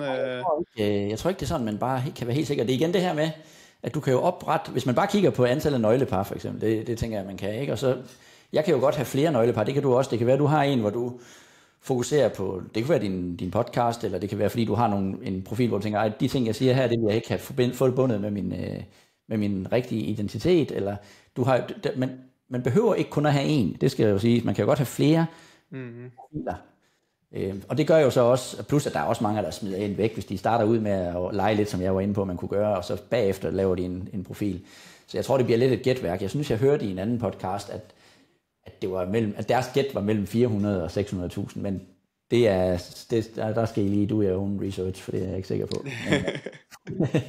Det er noget, jeg tænker, det er den boldgade, men det er også meget, synes jeg, i forhold til, hvordan det bare er vokset helt organisk op, og det er jo også det her med, at der er jo ikke noget firma bag, der går ud og siger, nu skal I betale en eller anden radioreklame, eller whatever reklame for at prøve at få folk herind. Det er jo alle os skøre mennesker, der enten kører et relæ, eller prøver at promovere det, fordi vi synes, det er vigtigt. Så det hele er jo organisk, og det er også et netværk, at vi vedligeholdes organisk af folk, der kører relæ og sådan noget. Så ja, det er ret spændende, og det er ret sejt, og det er ret cypherpunk. Jeg synes det faktisk, det er helt vildt fantastisk. Altså Bitcoin blev jo udgivet, altså Satoshi Nakamoto, den 3. januar 2009, eller white paper var så den 30. oktober 2008. Men det blev givet til verden efter den her finanskrise, der var her. Og nu er der lige pludselig et alternativ til hele det her finansielle system, der bare er proppet op af luft. Altså det er jo fiat-penge, der bare bliver skabt ud af ingenting. Der er intet arbejde, der skal i at lave en krone. Altså der er nogle enkelte aktører, der bare kan trykke på en knap, så er der masser af kroner i systemet, eller euro, eller dollars, eller og så videre. At lige derefter, så kom der det her modsvar, der så var Bitcoin, som der var under opsejling rigtig lang tid, og der vil jeg anbefale en Shop 21 episode, lige huske, hvad den hedder, men det er i hvert fald en af de nyeste indtil videre. Det kan godt være, det ikke er den nyeste, når den her episode bliver udgivet. Men der er i hvert fald en episode, hvor de går lidt igennem sådan pre-Bitcoin, som egentlig også er rigtig, rigtig spændende. Men der blev Bitcoin jo lavet som sådan en modsvar til alt det. Og lidt på samme måde ser jeg jo egentlig Nostr. Alt imens, at der begynder at komme mere og mere censur på sociale medier, mere og mere magt og kontrol over det, så kommer der lige pludselig et modsvar, som der så er information, der ikke kan censureres, hvis du ikke har lyst til at blive censureret, kan man sige. Ja. Og det er der jo noget absurd smukt i. Især her på det sidste. En af de helt store nyheder i MSM, Mainstream Media, det har jo været, at nu vil UK og Danmark begynde at skulle tilkoble en slags ID, når du går ind på lidt sjoflesider. Noget med lidt påklædte damer og så videre. Så skal du lige pludselig bevise på en måde, at du er gammel nok til at kunne se de her ting. Og en af de ting, som de vil videreføre det her til, det er så også, at du skal bevise, at du er gammel nok til at være på sociale medier endda. At det er også nogle ting, der vil begynde at blive indført. Og det er jo en helt vildt utrolig skræmmende tendens. Folk i mine øjne skal være frie til at gøre, hvad de har lyst til online. Selvfølgelig kan der være konsekvenser i det, de gør. Men det bygger bare mere og mere over på et kontrolsamfund nærmest. Det er jo 1984 vibes. Ja. Altså, nu ved jeg ikke, om du har set på de her nyheder med, at der skal begynde at komme noget slags ID på, når du begynder at surfe. Jeg har faktisk en del med i de der ting også. Jeg plejede også tidligere at arbejde med privacy, og faktisk GDPR, så fjollet som det nu var. Dengang troede jeg, at det var noget, der gjorde, at man havde det meget mere sikkert. Men nu kan jeg i hvert fald se på alle de andre ting, der kommer ud af EU, at det måske nok ikke helt var det, der var det primære formål. Den sidder man i hvert fald lidt med. Også, jeg kan huske, der er flere, der havde postet den der Chat Control Act, som også er noget af det her, hvor nu har jeg lige fundet det her, hvor du skal egentlig i princippet lave en bagdør i alle vores applikationer, så de kan filtrere, hvad for nogle ting, der måtte blive sendt ud. Så jeg tror, det er WhatsApp og Signal, der blev nævnt, som er måske Signal primært, som er nævnt, eller som er tænkt som, hvad kan man sige, er forstået som en af de mest privacy apps. Og der har jeg mener også, de har sagt, at de vil hellere lukke ned, og så bare slukke deres service, end at gøre det, eller end at comply med den her act, eller hvad det er, chat control ting. Og det er jo også, så er det noget med, at hvis du begynder med det her, så skal du, hvis du skal til at scanne oplysninger, hvilket er fuldstændig hjernedødt, og så tjekke det mod en eller anden AI for at se om, og de bruger jo selvfølgelig altid de her undskyldninger med, om det er sådan, at der ikke bliver distribueret børneporno, eller andre forbudte ting og sager, som vi selvfølgelig er meget imod, men det lader lidt til at være noget, der bliver brugt som en undskyldning i mange tilfælde, for at man så kan ligesom bruge den her spejepølse-metode for at hele tiden blive ved med at fjerne vores privatliv og vores frihed. Så der er flere ting, der gør, at jeg synes, at Nostr det er interessant. Og det er jo ikke den eneste. Der var også den her... Hvad fanden var det faktisk skrev? Der er sådan en række ting med også central digital, de der CBDCs, Central Bank Digital Currencies, som jo... Altså hvis du kobler alle de her ID-ting, som du snakker om, og chat control og CBDCs, og nu er der kommet noget for ikke så lang tid siden, hvad fanden det var, det hed... Radio Equipment Directive, og det er sådan noget med, at du så ikke for eksempel på din Android-telefon, der kan du ikke tilgå bootloader, og så kan du ikke køre Graphene eller bruge det til andre ting, end kun det, som Google eller den producent nu har sagt, der skal være på. Så det hele er, altså alt det man ser, jo Going Dark var der også nævnt, som for at kæmpe imod terror, og det er jo alle sammen de her ting, man kan jo ikke sige, vi er for terror, det er jo ikke det, vi sidder og siger. Jeg siger bare, at de ting, som er nogle slemme ting, og som er noget, vi alle sammen ikke kan lide, bliver brugt som nogle undskyldninger for at lave nogle virkelig voldsomme indgreb, og som, når de først, hvis de kommer til at ske, og det kan man jo frygte, de gør, så kommer de jo ikke til at blive taget væk igen. Og det lyder jo godt at sige, at vi gør de her ting, fordi du sælger dem som sikkerhed for det offentlige, og vi skal selvfølgelig passe på vores børn, og vi gider heller ikke have vores ting og sager springer i luften, så det er jo svært at komme, det synes jeg er en dum idé.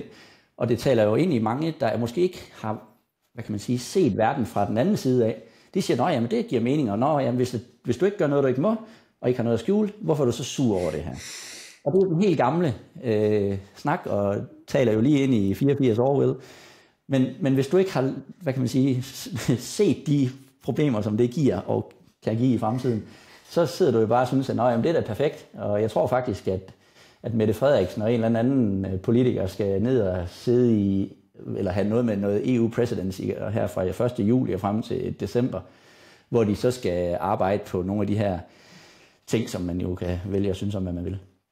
Danmark er i hvert fald rød på den liste, vil jeg sige, hvis man kigger det fra den vinkel, som vi nok kigger den fra os to. Så der er i hvert fald flere ting, der gør, at man måske, selvom det ikke lige er nu, så kan det være, det er en idé at kigge lidt ind i, hvordan virker det, begynde at forstå det her, hvordan man bruger nøglepar, og forstå, hvad betyder det, at man ikke har sit privatliv, og hvad betyder det, hvis at man hele tiden får begrænset sine friheder og så videre, fordi lige pludselig, når man så vågner en morgen, men så er verden bare anderledes, og hvis det sker langsomt nok, så er det jo den her frø, som man koger lige så stille, og ja, så er det jo svært. Nu har man i hvert fald nogle få værktøjer, som man kan vælge at bruge i stedet for. Og helt gratis. Altså, det er jo download en app, og så har du det, du kan gå ind på en webbrowser, så er du derinde, og så er du ellers en del af det, hvis du kunne tænke dig det, og som du siger, snus rundt i det. Fordi det er altså den retning, som vi ser, især EU, men bare måske generelt hele verden, begynder at bevæge sig over i, at der er de der scapegoats med, at jamen det er, så vi kan holde styr på terror eller andet kriminalitet, så bliver vi nødt til lige at overvåge alt, hvad der foregår. Men vi begynder også bare at se den der agenda med, at nu skal vi begynde at passe rigtig meget på, hvor meget CO2 vi udleder, og hvad nu hvis, at du så bliver optaget med, hvor meget bruger du i sociale medier, og så bliver der lige en CO2-score på, hvad alt det du laver, og altså det er jo igen også kun fantasien, der sætter grænser, ligesom med Noster, men det er kun fantasien, der sætter grænser med, hvor meget kontrol og magt, der kan fås på mange forskellige punkter. Så det er en rigtig, rigtig god idé, lige step out of the comfort zone, og så lige prøv at dykke ned i noget nyt, spændende, usensurerbart. Lidt ligesom usensurerbare penge. Prøv at dykke ned i det. En eller anden dag, så kan det være, at du er med i en protest, og fordi du har været med i den protest, eller et eller andet, så bliver din bankkonto måske lukket ned. Det har vi set i Canada, eksempelvis. I Canada, der så vi, at der var en stor protest med en masse lastbilchauffører, og alle personer, der har doneret til de her lastbilchauffører, som der var fra Canada, og alle lastbilchauffører, som der var med i protesten, de fik deres bankkontorer spærret. De måtte ikke lave transaktioner.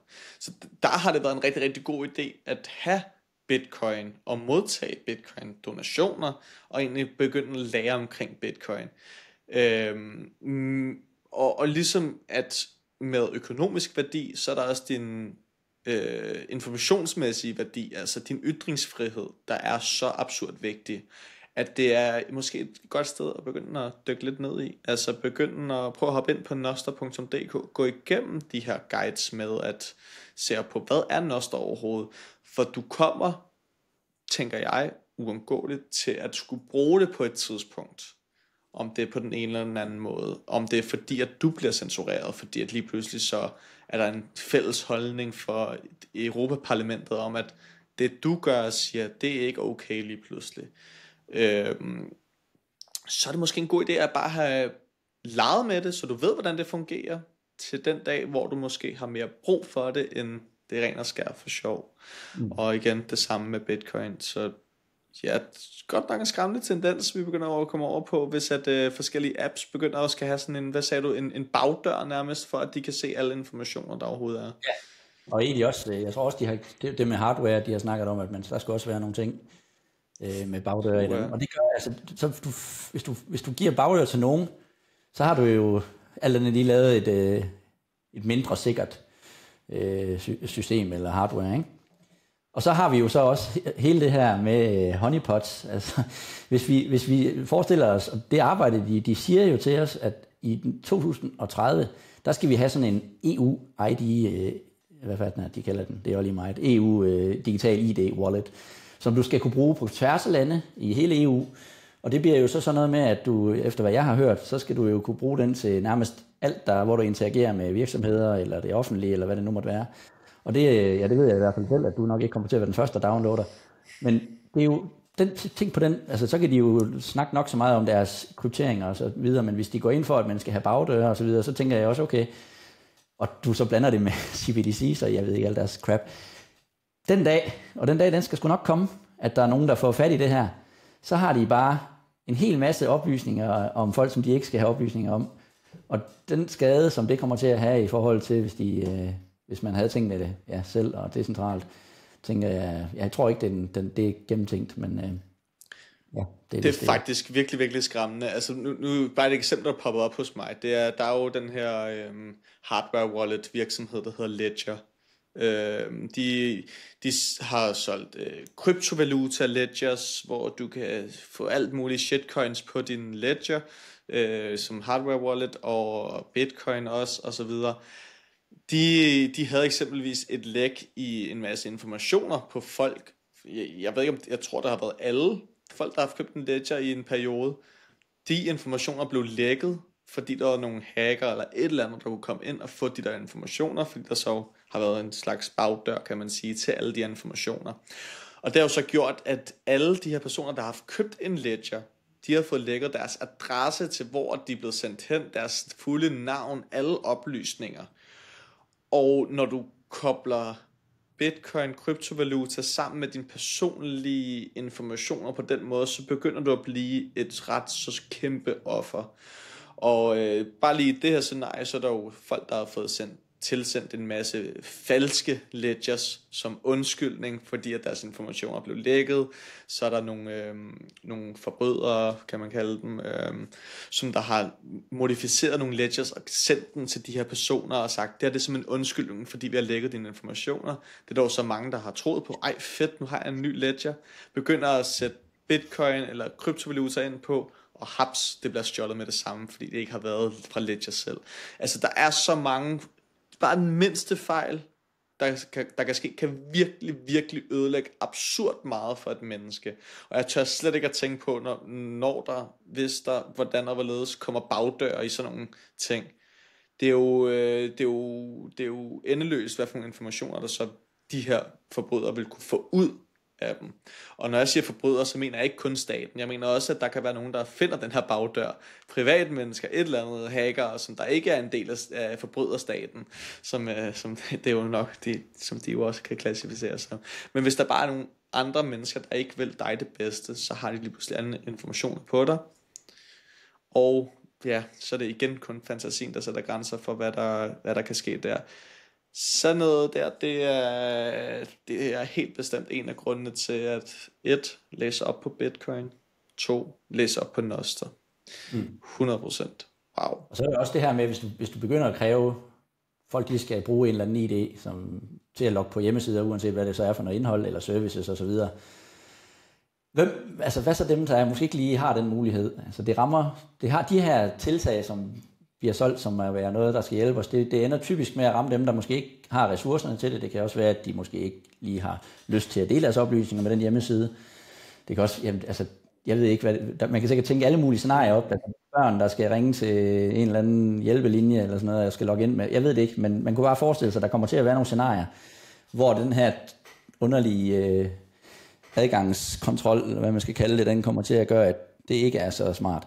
Jeg mener, at jeg havde læst, at der var en, der skulle vise et eller andet ID over i England for at få modtaget en pizza-aflevering, altså hvor der kommer en tilsvarende ting som Volt, og så skal aflevere en pizza, og så skulle personen så have scannet sit ID, eller hvad det var. Om det så, den har jeg ikke tjekket op på, men det hørte jeg, og det skulle fandme gå.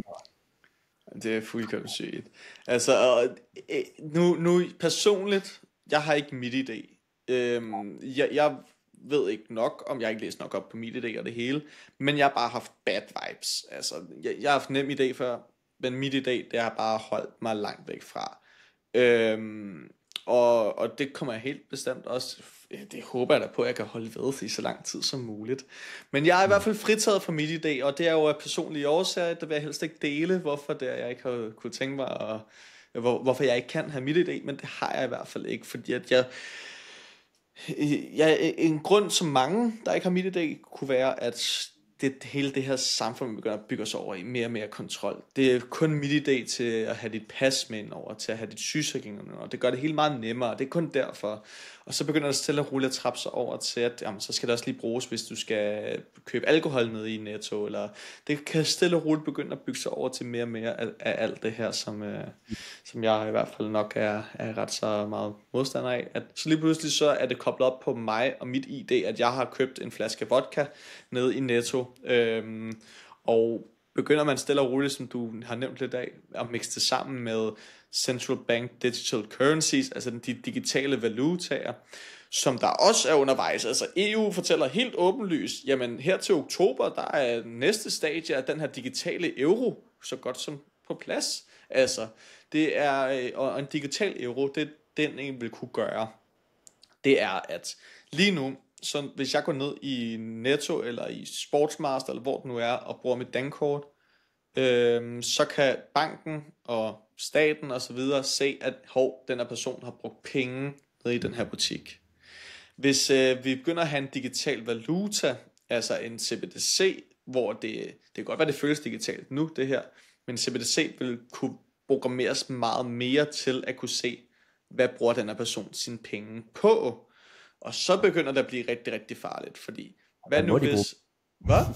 Ja, og hvad må de bruge dem på? Ja, og hvad må de bruge dem på? Altså, men så begynder det lige pludselig at blive rigtig, rigtig farligt, fordi at, hvad nu hvis, at man ikke kunne tænke sig, at den her person køber så meget vodka, eller så meget hakket oksekød, i stedet for kylling, eller så mange ribeyes, i stedet for at købe tofu, jamen så begynder man lige pludselig at have statistik på, den her person køber meget af det, vi ikke er så glade for, så vi skal begynde at blackliste den her person, eller der skal begynde at komme konsekvenser. Vi skal lige sende et brev, hey, pas lige på med de her ting. Ikke? Det er hele den her kontrolsbaserede verden, vi begynder at trappe over i, så jeg er, altså desto mere jeg hører omkring Nostr, desto mere fortryder jeg nærmest, at jeg ikke bruger det nok. En af grundene til, at jeg ikke føler, at jeg bruger Nostr nok, det er også fordi, at jeg kan godt lide at finde personer, hvor de er, og lære dem omkring Bitcoin, eller for bare prikke til dem. Og man kan sige, der er jo ikke herre fra Danmark på Nostr. Så jeg bruger mest X, eller jeg kommenterer på Facebook-opslag på mine Barcube-brugere derinde. Ikke? Fordi det er jo der, de er. Det er en af grundene til det. Et lille sidespor, tror du, jeg kan koble min Nostr-profil op med X eksempelvis? Altså hver gang jeg poster noget på X, så poster jeg det samme over på Nostr, i stedet for at jeg skulle copy-paste og sådan noget. Jeg så noget. Jeg kan sgu ikke huske. Jeg kan sgu ikke huske, om du kan den vej. Jeg mener, jeg kan ikke huske det, Kæv. Det skal vi lige prøve at komme ind i gruppen, tror jeg, fordi der er noget, der var lavet noget, der kunne det der den ene eller begge veje, eller jeg kan simpelthen ikke huske det. Nej. Men, det var et lille sidespor i hvert fald. Men altså helt bestemt, jeg synes, det er en skræmmende verden, vi bygger os over til, og det er jo meget, som du siger, jamen hvis du ikke har noget at skjule typen, så har der ikke noget at være bange for. Og det er også derfor, men det er jo fint nok, at vi kommer væk fra kontanter, for hvis du ikke har noget at skjule, så er der ikke noget at være bange for. Og det er den mentalitet, den er rigtig, rigtig farlig, og det er jo også en af ting, som medierne begynder at, som altid har været så super gode til at fortælle om, at der findes gode grunde til, at man skal gå i en bestemt retning, fortæller de statsstyrede medier, ikke? Altså, og så er det ligesom scapegoaten, og så har vi alle de ældre i samfundet og tænker, det lyder som en rigtig god idé, fordi nej. Ja, eller bare almindelige, venlige og søde og rare mennesker, der bare ikke lige ved de her ting, eller måske ikke lige stikker det en tanke, fordi de har nok andre ting, de tænker på, eller bruger deres tid på. Men altså, i forhold til alt det her med informationer, så er det jo tydeligt at se, hvis man har brugt Facebook eller Instagram og så videre, hvor meget de kan finde ud af, når de altså bare Facebook i sig selv kan sikkert en hel masse, men hvis de begynder at dele eller sælge informationer til hinanden, så det er jo ligesom sådan et spil Lego. Altså hver gang du får en ny klods med en ny form eller farve, så kan du bygge noget helt andet, ikke? Og det bliver jo flere klodser du har, jamen jo flere forskellige kombinationer har du. Og hvis du begynder at give de her oplysninger mere end vi allerede har gjort til de her virksomheder, men måske til staten eller andre vi synes ikke knap så godt om, så kan de jo bruge dem til endnu flere formentlig træls ting. Og det har det jo måske lidt vist sig, at når de værktøjer, jo flere man får af dem, men hvis man ikke ved, hvordan man lige skal opføre sig pænt, så bliver det jo formentlig brugt til noget skidt. Og hvis du så lige pludselig kan sige, jamen nu har du de her carbon credits, så nu kan du vælge, om du vil til Gran Canaria, eller du vil spise kød det næste år, så er det sådan lidt træls, ja. Det er der nogen, der vil mene. Så ja, jeg ved ikke, det er i hvert fald, jeg synes helt sikkert, det er noget, man skal bare bruge lidt tid på at tænke lidt om, og læse, og prøve at blive lidt klogere omkring. Jeg har set før i tiden, der har været sådan lidt debat, eller der har været et spørgsmål, der er poppet op. Kommer Nostr til at få flere bitcoiner ind, eller er det bitcoin, der kommer til at få flere Nostr-brugere ind? Giver spørgsmålet mening? Er det noget, du har... Der er nogen, der siger, at Nostr, det kommer til at være endnu en vej ind til bitcoin. Jeg ved det ikke. Altså, jeg tror jeg faktisk godt, det kunne være, fordi bitcoin har jo eksisteret i mange, eller i 15 år cirka. Og der er mange, der måske har en eller anden forudindtaget og forkert idé om, hvad bitcoin er, og tror, det er noget værre griseri, selvom det faktisk ikke er det. Og hvis du så kan slynge et eller andet nyt efter dem, hvis du ikke lige har lyst til at læse på det, så prøv at kigge lidt på Nostr. Så kan det jo være, at det kan være plan B, eller i hvert fald for nogle mennesker noget, der vil give mere mening. Det er jo, vi forstår jo tingene forskelligt. Så jeg synes jo, det er fantastisk, jo flere af de her indgange, vi har, til at kan komme til at snakke om bitcoin.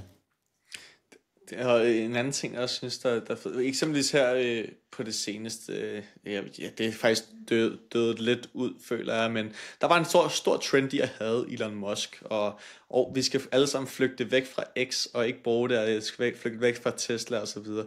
Men mange af dem, de er jo gået over til et eller andet, der hedder Blue Sky, som der er et andet, jeg ved ikke, om det overhovedet er stort længere, men der er det jo sådan et perfekt sted. Hvorfor ikke tage over på Nostr?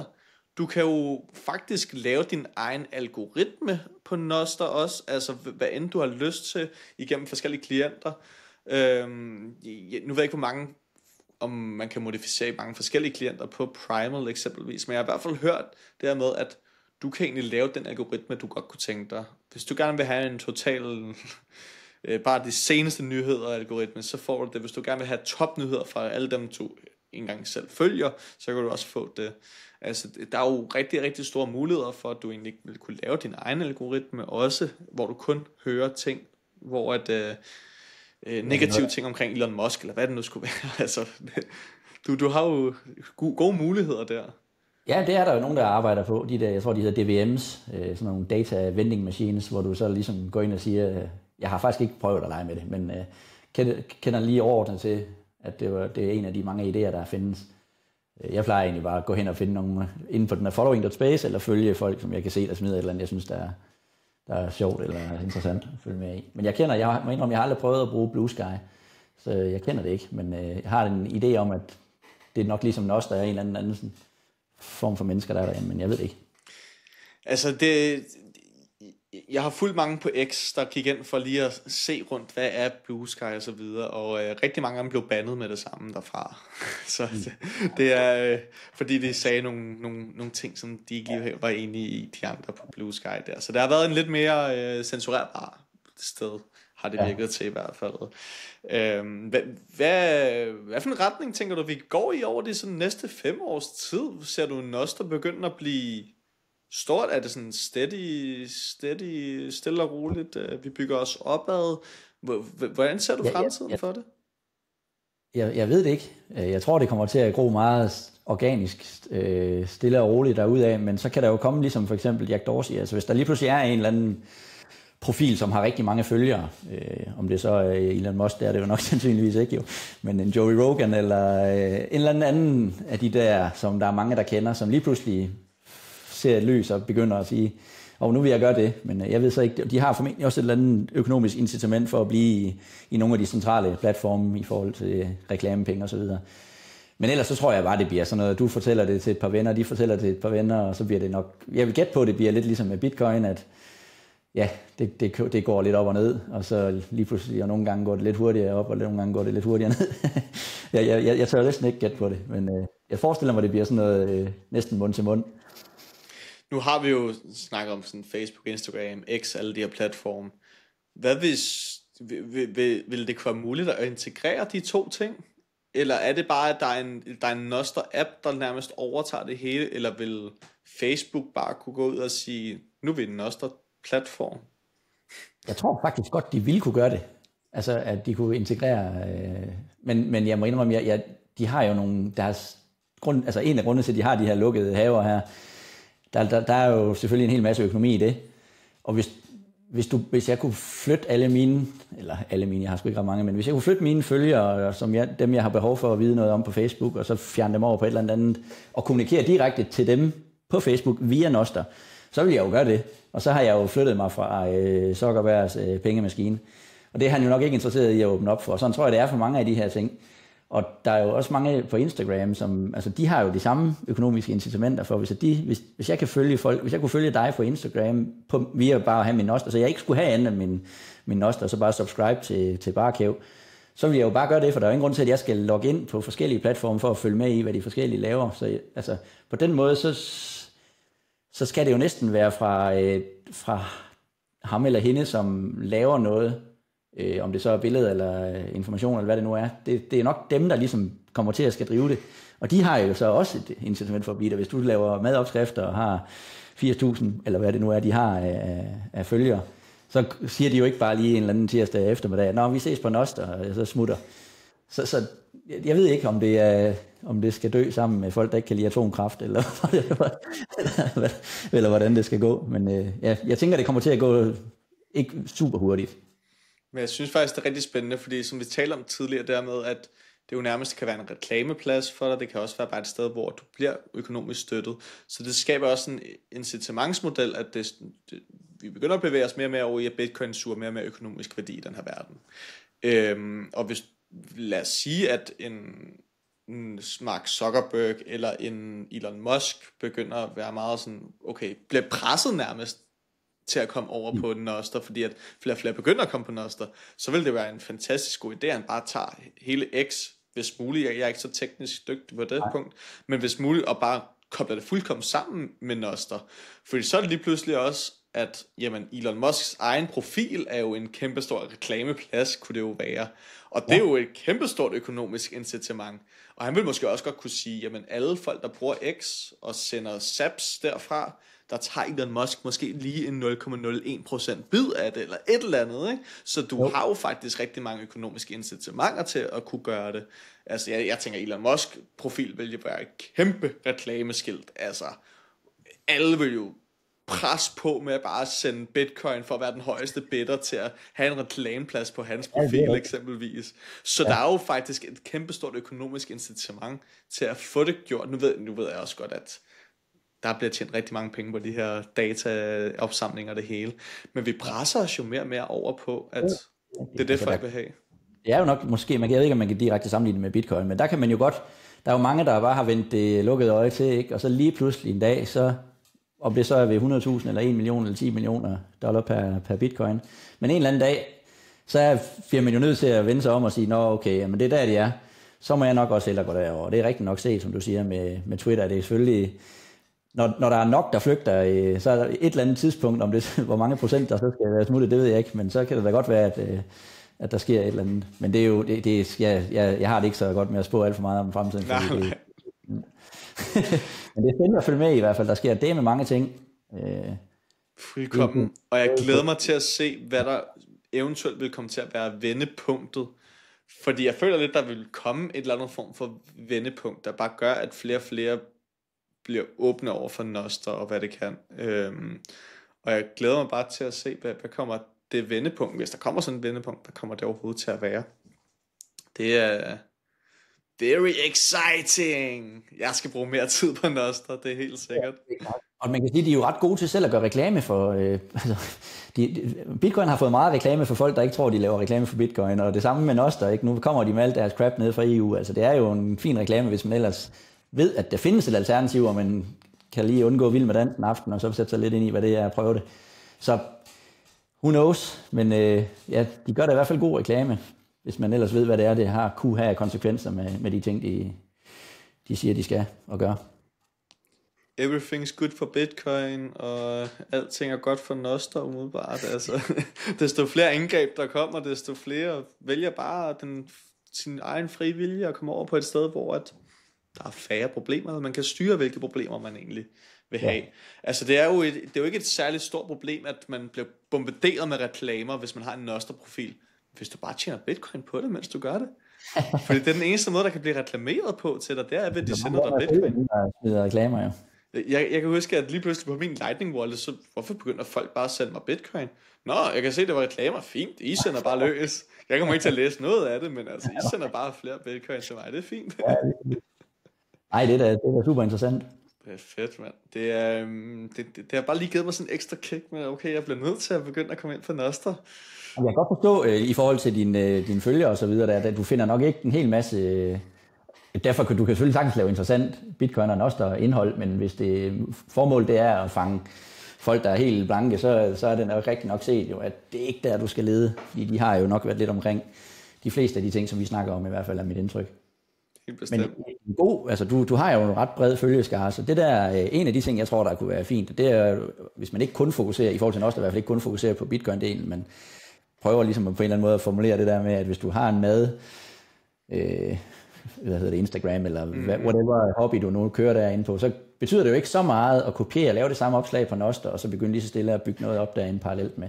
Og det er jo det her, det er. Altså Nostr og bitcoin er jo begge to parallelle systemer. Altså hvis man synes, verden er dum og træls, så i stedet for at stå med et papskilt nede på Rådhuspladsen, så kan man jo bare, eller ikke bare, men så kan man jo tilslutte sig dem, der bygger en parallel verden op, som man måske synes er mere i overensstemmelse med det, som man selv synes er godt. Og det tager jo noget tid, men det sker, og der er rigtig mange, og der bliver hele tiden flere af os, så det kan man jo også roligt give sig til. Fedt. Og igen, altså, jeg synes, det er super fedt, det der med den her follower pack. Jeg ved ikke, der er et eller andet, der hænger fast i mig med det der follower pack. Jeg synes, det er så fed en ting, hvis nu ved jeg, at der er en kvinde på, som også var med på Shop 21 episoden, Tine, der snakker omkring carnivore. Altså, hvis hun lige fik downloadet Primal eller sådan noget, og bare tog den der follower pack, jeg vil kun follow carnivores, jamen, så kan hun stille og roligt bygge noget op der, og begynde lige pludselig blive åbnet for bitcoin på grund af det, fordi folk lige pludselig begynder at interessere sig for sådan noget. Så jeg synes, den der med follower pack, jeg holder fast i den er fed. Ja, det er follow face, hvis du skal linke til den. Hvis, du må meget gerne sende et link, så smider det ind til linket i beskrivelsen. Jake, jeg synes, vi har været super godt igennem en hel masse forskellige emner, og jeg håber, der var fedt, god snak, virkelig interessant. Jeg ved ikke, om der er noget, som du tænker, vi lige har misset, vi lige skal komme ind på omkring Nostr, og det udvikler sig jo hele tiden, kan man sige. Altså jeg føler lidt, at det er sådan det bliver mere, men det er også det, når man er i de her ekokamre her, så kan man jo godt hele tiden føle, om nu falder brikkerne på plads for flere folk, men altså, det er jo, når man så ikke følger med i så meget i det andet, så kan det jo også godt være, at det ikke er rigtigt. Men jeg har sådan lidt en følelse af, at der er flere, der bliver opmærksom på nogle af de her, både i forhold til bitcoin, men også Nostr, og hvorfor det giver mening. Så jeg er da forhåbningsfuld, og jeg er lige måde, det har været, og er altid hyggeligt at snakke. Helt bestemt. Jamen, jeg synes da bare, at vi lige skal runde af med at sige, hvor finder man dig henne, Jake? Jamen, inde på 21.org, der har vi selvfølgelig en masse informationer om bitcoin, også på dansk. Og ligesom med nostr.dk, der vil jeg i hvert fald mene, at der kan man komme godt i gang. Og så ellers så har vi jo vores Telegram-gruppe, hvor folk er ganske flinke til at hjælpe med forskellige spørgsmål og svar. Og så har vi det også lidt hyggeligt og sjovt derinde, så hvis man er interesseret, så synes jeg, man skal gå derind og læse lidt, og hoppe ind i Telegram-gruppen. Og så, så kan vi jo tage den derfra. Ellers så er det, hvis det er på Nostr, så er det @Jake, tror jeg, @Jake21.org. Nede i beskrivelsen. Jeg er være helt sikker på, hvad det er. Men, og så er der jo også, vi har jo også 21 på Nostr, der kan du jo, hvis du går ind og finder 21.org, så har vi jo så også en hel masse, der følger os, som måske i hvert fald 80% af danskere, vi har gæt på. Så der kan du også finde mig og andre, som beskæftiger sig med det her. Fedt, mand. Jamen, jeg har smidt link til det hele dernede, og hvis der er noget, du lige kommer i tanke om, og sådan noget, der du også tænker, at du lige skulle linkes til, så tager vi den bare efter. Så vil jeg da bare sige til alle, der lytter med, læs op på bitcoin, læs op på Nostr, du kommer nok til at skulle få brug for det på et eller andet tidspunkt, så det er altid godt lige at have en fod i jorden med det, og have lært det at kende på forhånd.